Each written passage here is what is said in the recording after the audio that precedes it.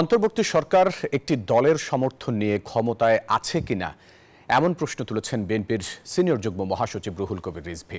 মঙ্গলবার দুপুরে নয়াপল্টনে দলের কেন্দ্রীয় কার্যালয়ে সারা দেশের জেলা ও মহানগর শাখায় সদস্য নবায়ন ফর্ম বিতরণের উদ্বোধনী অনুষ্ঠানে এই প্রশ্ন তোলেন তিনি।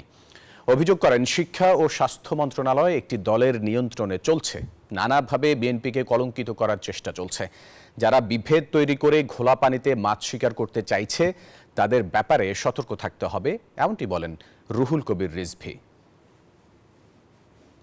যারা এই গণ অভ্যুত্থানের অংশীজন বিএনপি সহ অন্যান্য রাজনৈতিক দল, তারা তো এই সরকারের সফলতার উপরেই তারা গর্ব অনুভব করবে।